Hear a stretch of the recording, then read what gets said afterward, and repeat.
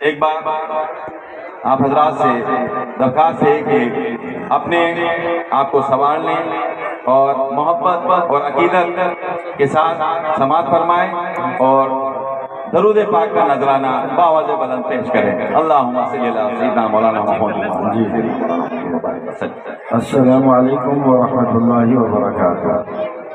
قاضی صاحب کی اجازت سے اور بزرگوں کی اجازت سے آپ کی خدمت میں چند گزارشات اس ولادت باسعادت کے موقع پر کرنے کی جسارت کر رہا ہوں۔ یقیناً یہ مبارک موقع ہے۔ ناظرین جلسہ محترم نے فرمایا کہ یہاں نوجوان کمیٹی ہے، سیرت کمیٹی ہے، اور اس کیچڑ کو باغ و بہار بنانے میں ان کی بڑی کاوشیں ہیں۔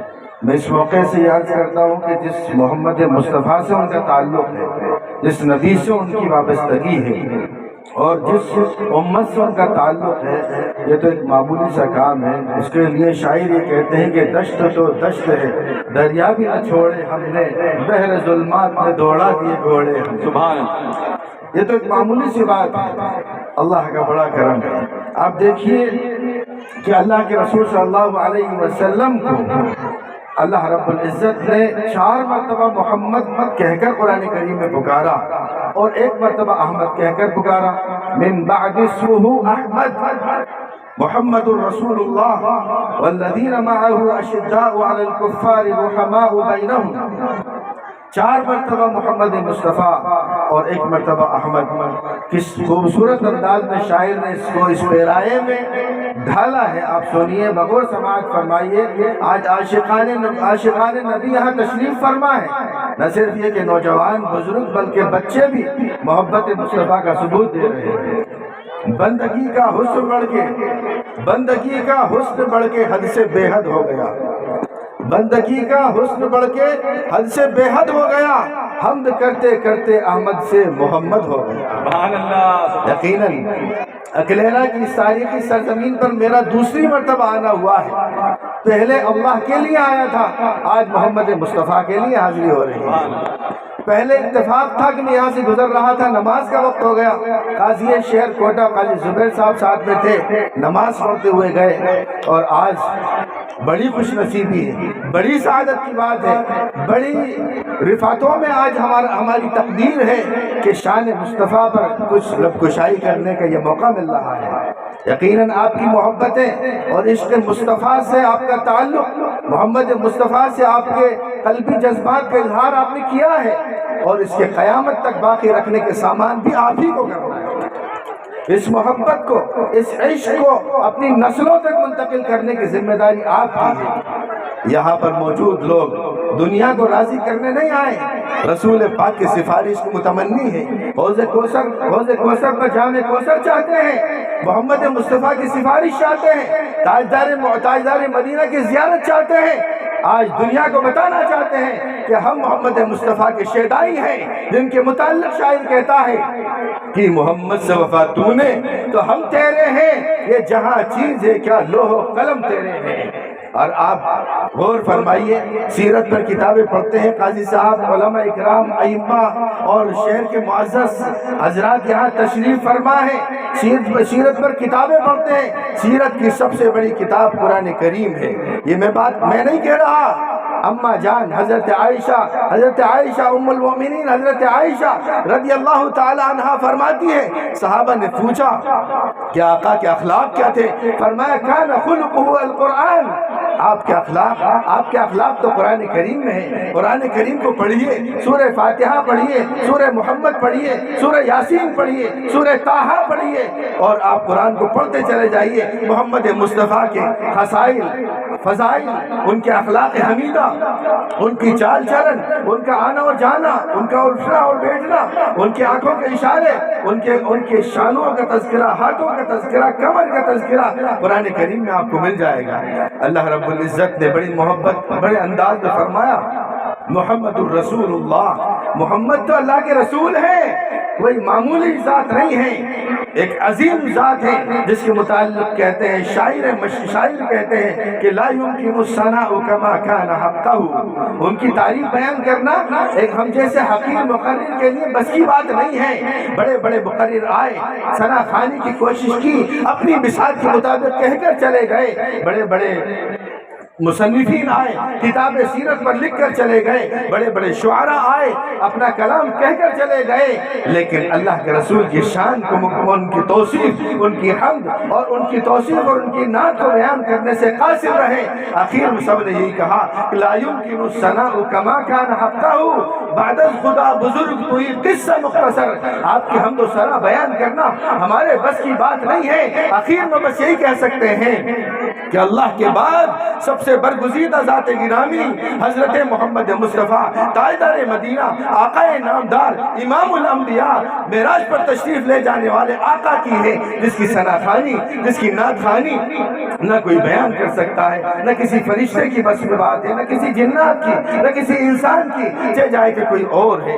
آپ تو ٹانگ پر ٹانگ رکھے اللہ کے رسول صلی اللہ علیہ وسلم کی میلاد کے موقع پر بیٹھے ہوئے ہیں، وہاں دیکھیے حضرت جبرائیل آ رہے ہیں، دروازہ کھٹکھٹا رہے ہیں اور اندر داخل ہونے کی اجازت حاصل کر رہے ہیں کہ اے آقا نامدار، اللہ نے تو مجھے بھیجا ہے، لیکن جب تک آپ کی اجازت نہیں ہوگی میں اندر داخل نہیں ہو سکتا ہوں۔ آپ اللہ کے رسول صلی اللہ علیہ وسلم کی شان، ان کے مقام کو آپ سمجھیں۔ آج دشمنان اسلام کی طرف پر گستاخیاں ہوتی ہیں، وہیں اپنوں کی طرف سے بھی تاجدار مدینہ پر گستاخیاں ہوتی ہیں۔ جب ہم رسول پاک کی سنت چھوڑتے ہیں، رسول کی شان میں گستاخی ہے۔ جب ہم نمازیں چھوڑتے ہیں، رسول کی شان میں گستاخی ہے۔ جب بے پردہ بے محابہ معاشرے میں لڑکیاں گھومتی ہیں، رسول کی تعلیمات کی خلاف ورزی ہے۔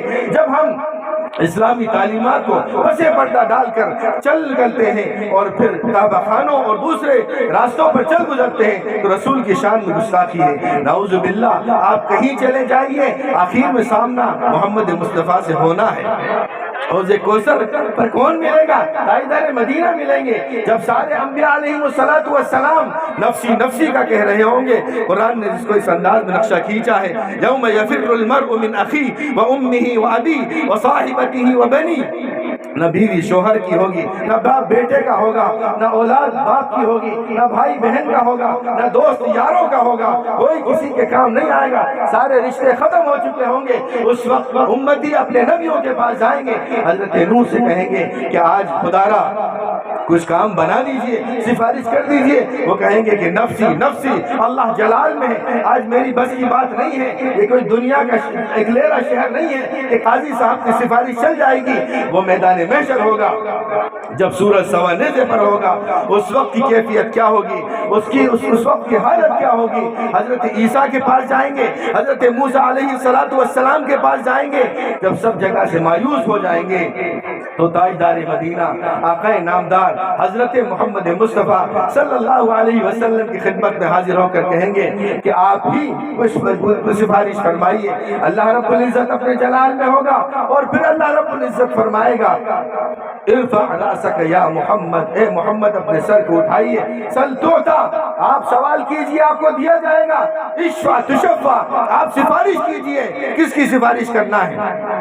سیرت کمیٹی کی سفارش کرنا ہے، اماموں کی سفارش کرنا ہے، ائمہ کی سفارش کرنا ہے، پردہ نشین خواتین کی سفارش کرنا ہے، اللہ والوں کی سفارش کرنا ہے، تہجد گزاروں کی سفارش کرنا ہے، اللہ کے سامنے رونے گڑگڑانے والوں کی سفارش کرنا ہے، ان لوگوں کی سفارش کرنا ہے جنہوں نے زندگی بھر حرام روزی کو اپنے قریب آنے نہیں دیا۔ اللہ کے رسول سفارش فرمائیں گے، بہار آئے گی، حالات بدلیں گے، جنت میں جانے کے فیصلے ہوں گے۔ اس وقت کا عالم کیا ہوگا جب روح کھینچے گی رگ رگ کی۔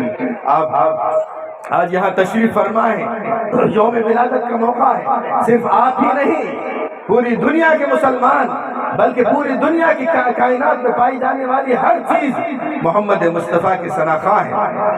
آج بہاریں بڑی مشکبار ہیں، فضائیں معطر ہیں، محمد مصطفیٰ کے ذکر گنگنائے جا رہے ہیں، نعتیں پڑھی جا رہی ہیں، اللہ کے رسول صلی اللہ علیہ وسلم کی شان میں قصیدے پڑھے جا رہے ہیں۔ لیکن دوستو یہی کافی نہیں ہے، بلکہ اٹھیے اور حالات کو بدلنے کی کوشش کیجیے، اور حالات کو بدلنا سب سے پہلے اپنی ذات سے شروع ہوتا ہے۔ یہ فیصلہ کیجیے کہ آج کے بعد نماز نہیں چھوڑیں گے، آج کے بعد حرام روزی نہیں آنے دیں گے، آج کے بعد بے پردہ عورتیں نہیں گھومیں گی، آج کے بعد ہم میں اتحاد ہوگا، اتفاق ہوگا، محبت ہوگی، ہمارا ہر کام اللہ کی اور رسول اللہ کی رضا کے خاطر ہوگا۔ یہ فیصلہ ہمیں کرنا ہوگا۔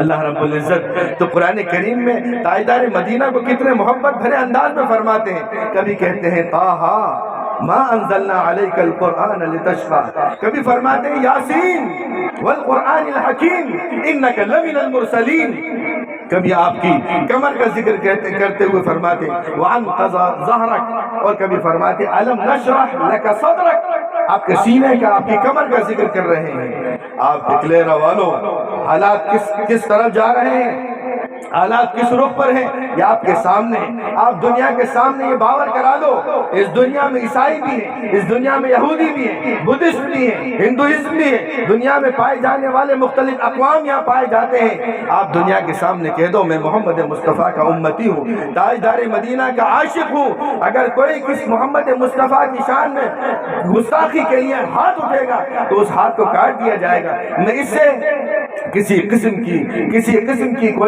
میں اس سے گریز نہیں کروں گا۔ ایک گناہگار شاعر کا، آپ کو بات تو عجیب لگ رہی ہوگی، تو کہ غیر مسلم شاعر ہے، ظالم سے لیا ظلم کا بدلہ نہ کبھی بھی، مارا بھی تو اخلاق کی تلوار سے مارا۔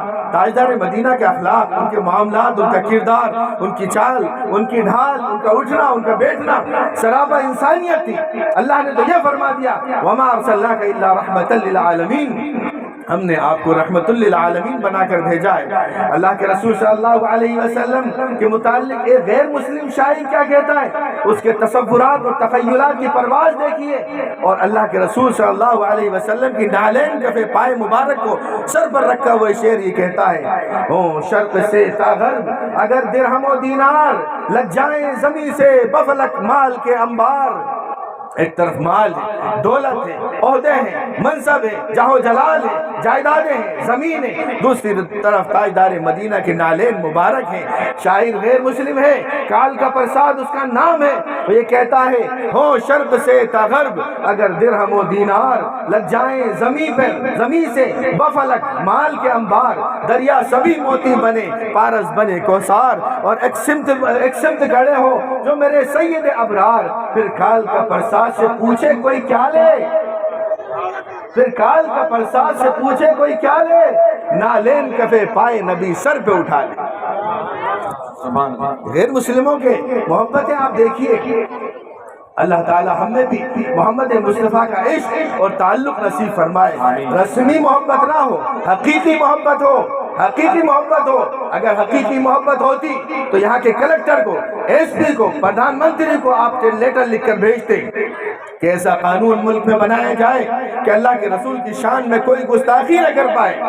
اگر کوئی محمد مصطفیٰ کی شان میں گستاخی کرے گا تو ہم اس کے ذمہ دار نہیں ہوں گے، اس لیے کہ ہمارے جذبات اور ہمارے تخیلات سے ہم باہر نکل جاتے ہیں، ہم آپے سے باہر ہو جاتے ہیں۔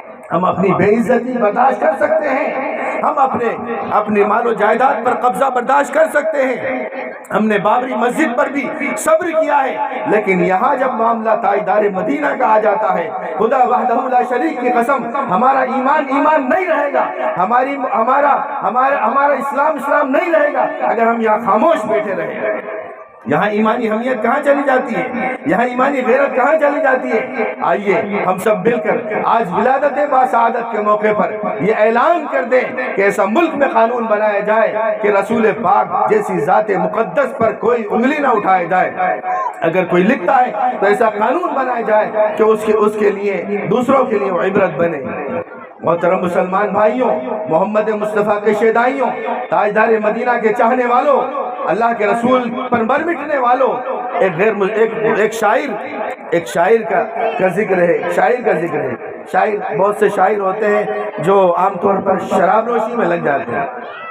مسلمان شاعر ہیں، مشہور شاعر ہیں، ہو سکتا ہے کہ ادبی دنیا سے تعلق رکھنے والے یا علماء موجود ہیں، ادبا موجود ہیں۔ جانتے ہو اختر شیرانی کا نام، بڑے شاعر ہوئے، پڑوس ملک میں چلے گئے تھے، لیکن عام طور پر شعراء یتبعوہم الغاوون، फी कुल्ली वादी यहीमून, शुआरा बहक जाते हैं और शराब नोशी का शिकार हो जाते हैं। लेकिन ये वाक़या हम सब के लिए इबरत है, मुसलमानों इबरत है। ये से गांठ बांध लो, अल्लाह के रसूल की मोहब्बत हमारे रग और रेशे में कैसी पेवस्त हो चुकी है, उसे कोई हुकूमत, कोई ताकत, कोई पैसा, कोई दौलत, कोई लालच उसे उस मोहब्बत को हमारे दिल और दिमाग से नहीं निकाल सकती है। और यही मोहब्बत हम अपनी नस्लों में मुंतकिल करेंगे। कोर्स बदल दिया जाए, स्कूल का निज़ाम बदल दिया जाए, हम अपनी मस्जिदों से, अपने मिंबरों से, अपनी तकरीरों से, अपने मदरसों से, उलमा के जरिए से ये पैगाम पहुंचाएंगे कि अल्लाह के रसूल सल्लल्लाहु अलैहि वसल्लम के खातिर मर भी गया तो ये बड़ी सआदत की बात है।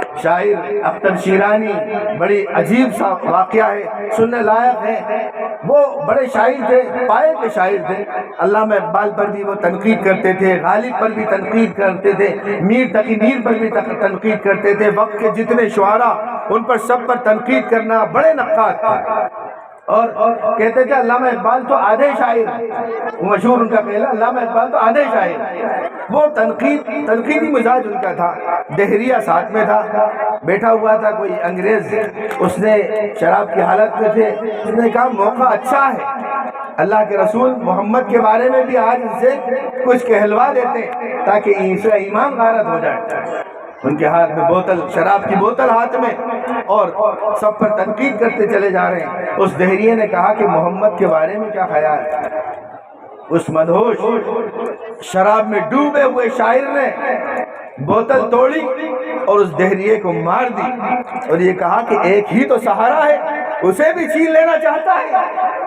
ये जज्बा हर मुसलमान का होना चाहिए, ये जज्बा हर मोमिन का होना चाहिए कि मोहम्मद से वफा तूने तो हम तेरे। अल्लाह फरमा रहा है, खालिक कायनात फरमा रहा है, अल्लाह रब्बुल इज्जत फरमा रहा है कि मोहम्मद से वफा तूने, कुल इन कुंतुम तुहिब्बून अल्लाह फत्तबिऊनी युहब्बुकुमुल्लाह, कि मोहम्मद से वफा तूने तो हम तेरे हैं। ये जहाँ चीज है क्या, लोहो कलम तेरे हैं। हम दुनिया में हर शख्स से बेवफाई कर सकते हैं। बीवियां शोहरों से बेवफाई कर रही हैं, औलाद बाप से बेवफाई कर रहा है, बहन भाइयों से बेवफाई कर रहा है, जायदाद के चक्करों में भाई भाई से बेवफाई कर रहा है। लेकिन कोई मोमिन मोमिन नहीं हो सकता जो मोहम्मद मुस्तफ़ा से बेवफाई कर दे।